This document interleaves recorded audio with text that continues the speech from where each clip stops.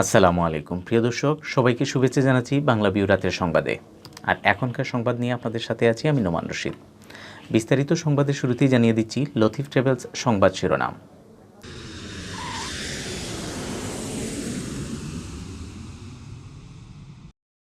দেশে আবারও কমল এলপিজি গ্যাসের দাম। 906 টাকার স্থলে 1 জুন থেকে 12 কেজি সিলিন্ডার বিক্রি হবে 842 টাকায়। বড় ধরনের ভূমিকম্পের আশঙ্কা ও ক্ষয়ক্ষতি রোধে বন্ধ রয়েছে সিলেট নগরীর 6 মার্কেট। প্রধান ফটকে তালা দেখে ফিরে গেছেন ক্রেতারা। স্বাস্থ্যবিধি মেনে শিক্ষা প্রতিষ্ঠান খুলে দেওয়ার দাবি, রাস্তায় বসে ক্লাস করে প্রতীকী প্রতিবাদ। দেশে করোনায় আরও 36 জনের প্রাণহানি, আক্রান্ত শনাক্ত ছাড়ালো 8 লাখ। সিলেটের কয়েকদিনের প্রচণ্ড তাপদাহের পর মুষলধারে বৃষ্টিতে জনমনে স্বস্তি। টানা বৃষ্টি হবে কয়েকদিন, কমবে তাপমাত্রা বলছে আবহাওয়া অফিস। সিলেটে একদিনে করোনা আক্রান্ত শনাক্ত 100 ছাড়ালো। 24 ঘন্টায় একজনের প্রাণহানি, সুস্থ 60। লেবাননে কর্মহীন প্রবাসী বাংলাদেশি ও শিশুদের মধ্যে খাদ্য সামগ্রী বিতরণ। এতক্ষণ শুনছিলেন শিরোনাম, এবারে বিস্তারিত। দেশে তরলকৃত প্রাকৃতিক গ্যাস এলপিজির দাম সমন্বয় করেছে Bangladesh energy regulatory commission BRC. বেসরকারি খাতে 12 কেজি সিলিন্ডারের এলপিজির সর্বোচ্চ খুচরা মূল্য নির্ধারণ করা হয়েছে 842 টাকা, যা আগে ছিল 906 টাকা। নতুন এ দাম 1 জুন থেকে কার্যকর হবে। এলপিজির দাম সমন্বয় করা হলেও উৎপাদন পর্যায়ে ব্যয় পরিবর্তন না হওয়ায় রাষ্ট্রায়ত্ত কোম্পানি এলপিজির দাম পরিবর্তন করা হয়নি। সরকারি 12.5 কেজি এলপিজির দাম আগের মতো 591 টাকা থাকছে। গাড়িতে ব্যবহৃত এলপিজির নতুন দাম প্রতি লিটার 41 টাকা 74 পয়সা। এর আগে এটি ছিল 44 টাকা 70 পয়সা। সোমবার জুন মাসের এলপিজির দাম সমন্বয় সংক্রান্ত এক বিজ্ঞপ্তিতে এ তথ্য জানিয়েছে জ্বালানি খাতের নিয়ন্ত্রক সংস্থা বিআরসি। এর আগে গত 12 এপ্রিল দেশে প্রথমবারের মতো এলপিজির দাম নির্ধারণ করেছিল এই সংস্থা। সে সময় বলা হয়েছিল বিশ্ববাজারের সঙ্গে সমন্বয় রেখে প্রতি মাসের দাম পুনর্নির্ধারণ করা হবে। পরে 19 এপ্রিল মে মাসের দাম নির্ধারণ করা হয়। বড় ধরনের ভূমিকম্পের আশঙ্কা ও ক্ষয়ক্ষতি রোধে সিলেট নগরীর ঝুঁকিপূর্ণ 6টি মার্কেট বন্ধ রয়েছে। সিলেট সিটি কর্পোরেশনের নির্দেশনা মেনে সোমবার মার্কেটগুলি খুলেনি। ফলে সকাল থেকে ক্রেতারা এসে মার্কেটের গেট থেকে ফেরত যেতে দেখা গেছে। 10 দিন ঝুঁকিপূর্ণ মার্কেটগুলো বন্ধ রাখার নির্দেশ দিয়েছে সিটি কর্পোরেশন। গেল শনি ও রোববার 5 দফা ভূমিকম্প হওয়ার কয়েকদিনের মধ্যে বড় ধরনের ভূমিকম্পের আশঙ্কা প্রকাশ করেন বিশেষজ্ঞরা। বিশেষজ্ঞদের পরামর্শ মতো নগরীর ঝুঁকিপূর্ণ 6টি মার্কেট 10 দিন বন্ধ রাখার নির্দেশনা দেন সিটি কর্পোরেশনের মেয়র আরিফুল হক চৌধুরী। ঝুঁকিপূর্ণ এই মার্কেটগুলির মধ্যে রয়েছে বন্দরবাজারস্থ মধুবন সুপারমার্কেট, সিটি সুপারমার্কেট, কিনব্রিজের উত্তর প্রান্তরের সুরমা মার্কেট, জিন্দাবাজারস্থ মিতালি ম্যানশন, সমবায় মার্কেট ও রাজা ম্যানশন। সিটি কর্পোরেশনের নির্দেশনা মতে সোমবার সকাল থেকে ঝুঁকিপূর্ণ এই মার্কেটগুলো খুলেনি। প্রধান ফটকে তালা ঝুলিয়ে মার্কেট বন্ধের নোটিশ টানিয়ে রাখেন কর্তৃপক্ষ।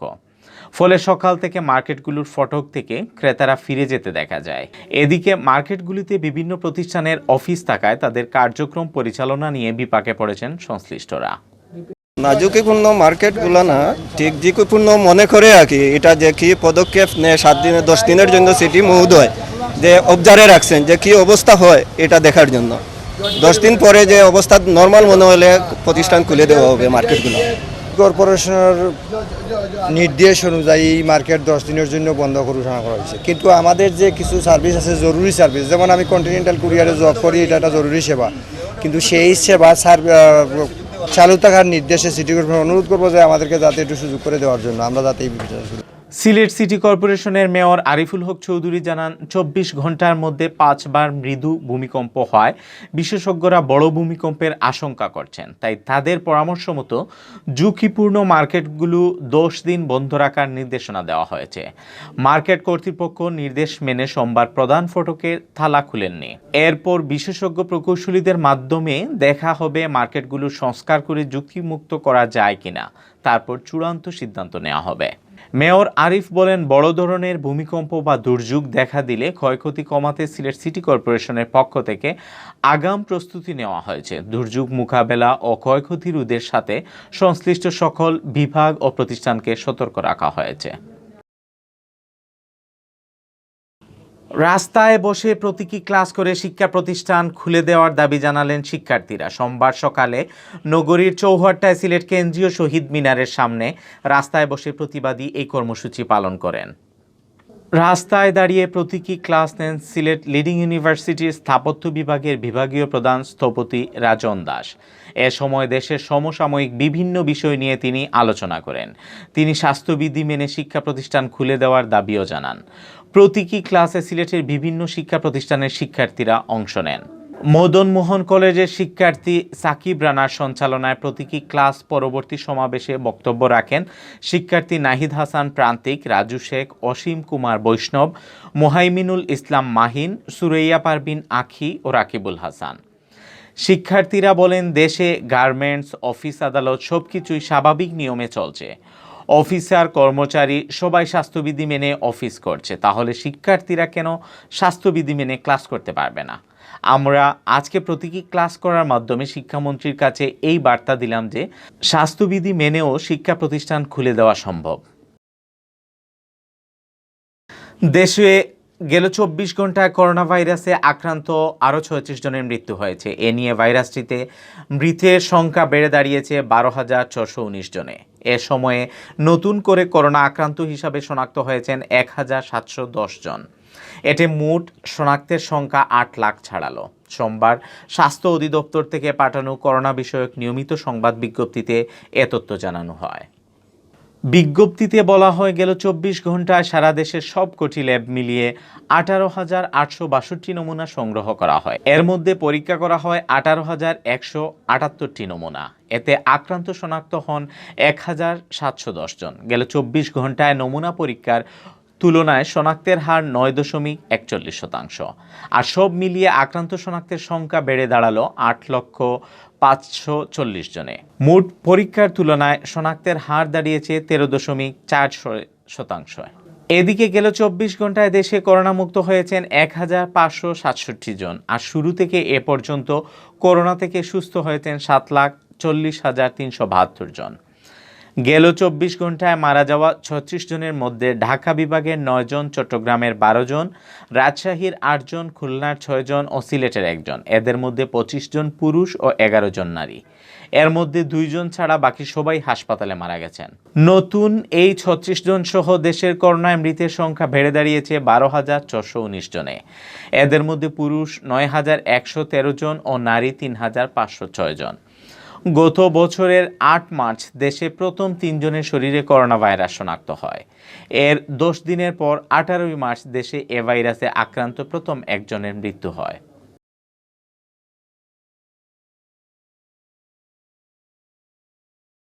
কয়েকদিনের প্রচণ্ড তাপদাহের পর মুষলধারের বৃষ্টিতে ভিজেছে সিলেট। প্রচণ্ড গরমের পর এই বৃষ্টি শীতল পরশ বুলিয়ে দিয়েছে নগরবাসীর মনে। সোমবার সকাল থেকেই সিলেটের আকাশ ছিল মেঘাচ্ছন্ন। আবহাওয়া অধিদপ্তর পূর্বাভাস দিয়েছিল বৃষ্টির। পূর্বাভাস অনুযায়ী সকাল 11:30 থেকে শুরু হয় দমকা হাওয়া, এর পরিণামে ঝুম বৃষ্টি। সিলেটের আবহাওয়া অফিস জানায়, সিলেট বিভাগের কয়েকদিন টানা বৃষ্টি হবে। বিভাগের 4 জেলার মধ্যে তুলনামূলক কম বৃষ্টি হবে হবিগঞ্জে, তবে বিভাগের অন্যান্য জেলায় হবে মুষলধারে বৃষ্টি। লঘুচাপের প্রভাবে এই বৃষ্টি হচ্ছে, এর সঙ্গে কোথাও কোথাও দমকা হাওয়া বয়ে যেতে পারে। তিনি জানান, এই বৃষ্টির পর থেকেই তাপমাত্রা কমতে শুরু করবে, আর বেশি বাড়বে না। সিলেটে করোনায় প্রাণহানি যেন থামছেই না। গেল 24 ঘন্টায় সিলেট বিভাগে আরও একজনের প্রাণ কেড়ে নিয়েছে এ ভাইরাস। আর এ নিয়ে বিভাগে করোনায় মৃতের সংখ্যা বেড়ে দাঁড়িয়েছে 406 জনে। এছাড়া গেল 24 ঘন্টায় সিলেট বিভাগে নমুনা পরীক্ষায় আক্রান্ত শনাক্ত হয়েছেন 101 জন। আর একই সময়ে সুস্থ হয়েছেন 60 জন। সোমবার স্বাস্থ্য অধিদপ্তরের সিলেট বিভাগীয় পরিচালক ডাক্তার সুলতানা রাজিয়া স্বাক্ষরিত এক প্রতিবেদনে এ তথ্য জানানো হয়।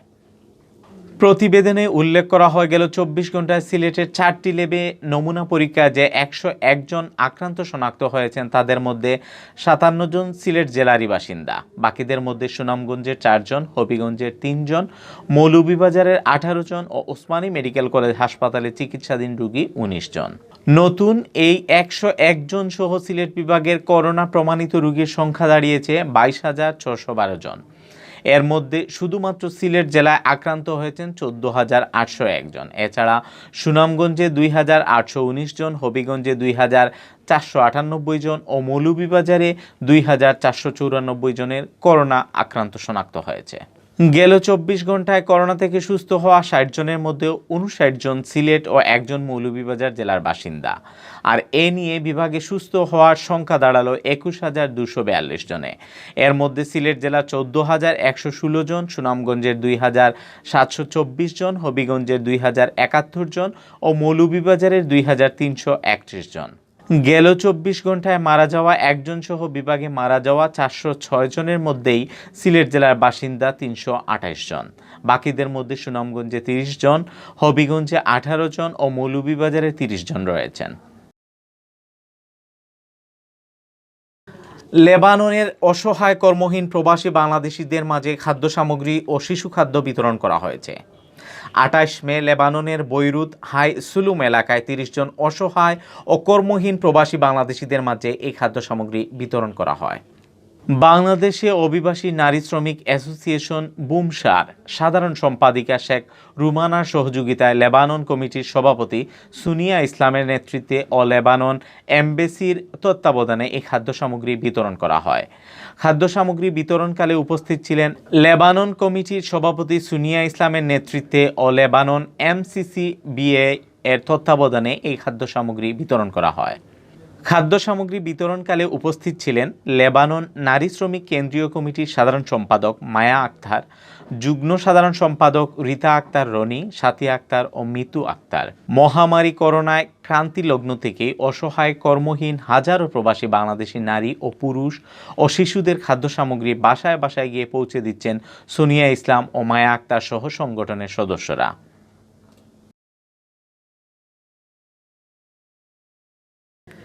এতক্ষণ শুনছিলেন বাংলাভিউ রাতের সংবাদ।